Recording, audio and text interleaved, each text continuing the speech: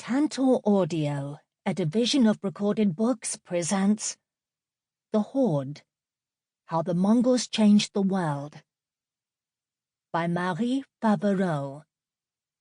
Narrated by Flosnik. Introduction. A Power of a New Kind. The Horde was neither a conventional empire nor a dynastic state, even less a nation-state. It was a great nomadic regime, born from the Mongol expansion of the 13th century, an equestrian regime that became so powerful it ruled virtually all of today's Russia, including western Siberia, for almost 3 centuries. The Horde was the most enduring regime of all those that descended from the Mongol conquerors. Yet despite the rich evidence we possess about the Horde, it remains little understood. Far more has been written about the Ilkhanids, the Mongol rulers of the Middle East, and the Yuan, the dynasty inaugurated in China by descendants of Genghis Khan. The fascinating tale of the Horde remains as though behind a veil.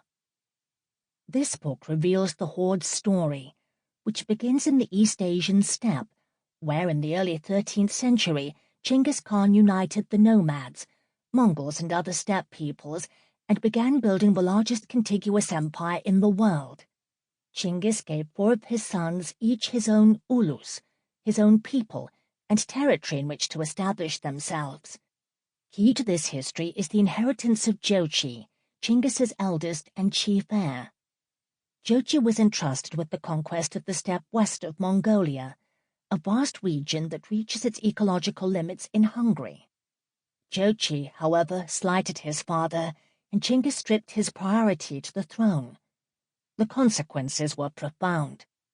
In the 1240s, after Jochi died, his sons, warriors, and their families moved to the temperate zone between the Volga-Ural region and the Black Sea, where they established a new kind of Mongol administration, largely independent of the empire. The Jochid pioneers maintained Mongol practices, but would never go back to Mongolia. In less than 3 decades, a few thousand people became hundreds of thousands, creating a sophisticated social organization able to sustain their own imperial formation. This multitude recognized itself as Ulus Jochi and referred to their empire as Order, the Horde. The Horde was a flexible regime, able to adapt to internal changes and external pressures. The Horde was also wealthy and powerful enough to rule its neighbors and secure autonomy from the Mongol center. Jochid leaders recalibrated relations with the other descendants of Genghis to maintain stability, and they kept control of the cities and trade routes between the Aral and Black Seas, securing critical commercial avenues.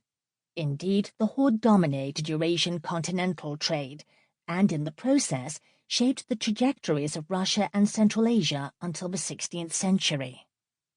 Historians know this mighty and influential regime as the Golden Horde, or the Kipchak Khanate, a reference to the Kipchak people, prior inhabitants of the lands the Horde took over.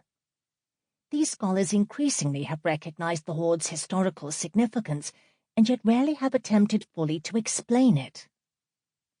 This book seeks to examine the Horde on its own terms, to grasp how this regime emerged, developed over the centuries, adjusting and transforming while keeping its nomadic character. Importantly, we need to put native concepts such as ulus, Sarai, sedentary cities the nomads built, including a major one called simply Sarai, Khan, ruler, and Beg, nomadic leaders, front and center, to explain the Horde from within. This book not only captures the obscured social and political nature of the Horde, it also reconsiders the Horde's legacy, its impact on global history. In the second half of the 13th century, economic exchange intensified, integrating almost all of Eurasia. Today, most historians have accepted the notion of a Mongol world empire, coalescing in one economic system, the main subsystems of the Eurasian landmass, roughly divided into East Asia, the Islamic world, the Slavic world, and Europe. Under Mongol domination, faraway regions of the globe came into contact more than superficially, and for at least a century, spanning the mid-1200s to the mid-1300s, these regions were linked in a common network of exchange and production. For the first time, people and caravans could travel safely from Italy to China. Historians used to call this unprecedented commercial boom Pax Mongolica, the Mongol peace, in reference to the post-conquest stability of the Mongol dominions and the far-flung exchange that stability enabled. Yet, as recent scholarship notes, relations among the descendants of Genghis Khan were not peaceful, nor was there peace, exactly, between the Mongols and the peoples they conquered. The notion of peace here should be understood more clearly as conquered peoples' acceptance of Mongol domination. But we need not discard the concept just because the word peace is not entirely appropriate. Here, I re-examine the Pax Mongolica as the Mongol exchange, a macro-historical phenomenon on par with such world-shaping phenomena as the Trans-Saharan trade or the Columbian exchange. Understood as the Mongol exchange, the global movement created by Genghis Khan's successors comes into focus. The Mongol exchange is a monumental shift that facilitated the flourishing of art, the development of skilled crafts, and the progress of research in various areas such as botany, medicine, astronomy, measurement systems, and historiography. The increased production and circulation of manufactured objects, often driven by Mongol leaders themselves, is another major effect of this world phenomenon. Ceramics, manuscripts, textiles, music, poetry, weapons. The Mongols wanted everything to be produced and distributed inside their territories. The Mongols also imported goods and enacted policies to attract traders. The Khans valued merchants, granting them lofty distinctions, legal privileges, and tax exemptions. Nomads invested in travel equipment, weaponry, and fashionable clothing, and they craved furs, leather, and imported luxury fabrics made of silk and cotton. The steppe had its understood social markers, some of which necessitated manufacture and trade. Carrying expensive weapons indicated status. So did wearing jewels, belts, hats, fine robes, and leather boots. High-ranking women had a distinctive way of dressing and wore a conical headdress, kuku or bokta, as a widely recognized symbol of their status. The Mongol fashion made an impression on foreign travelers who noted that many people, even Europeans, wanted to look like them. In some senses, manufactured objects were luxuries for the nomads, yet the nomads were not frivolous. Luxuries were vital to the Mongol political economy. Long-distance exchange and circulation of manufactured goods were not essential to subsistence, yet they were the backbone of the social order.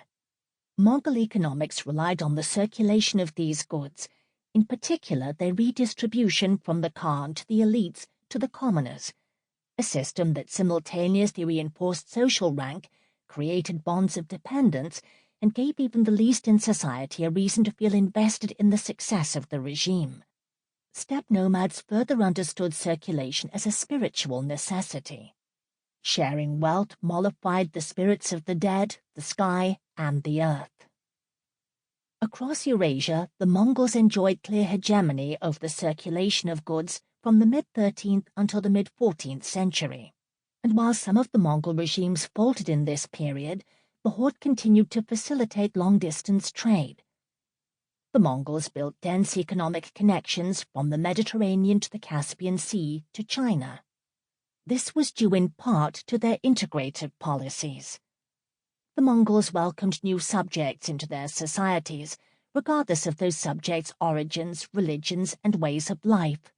Even freshly defeated enemies were brought into the fold. The Mongols shrewdly combined state power over treaties, currency insurance, taxation, supervision of roads, with liberal exchange policies. Although tributes were a key source of revenue, the Mongols provided tax exemptions in order to encourage commerce, and the Mongols approached partnerships fluidly, making alliances on the basis of common interest rather than ethnic or religious affiliation, although they exploited such affiliations as well. Sample complete. Ready to continue?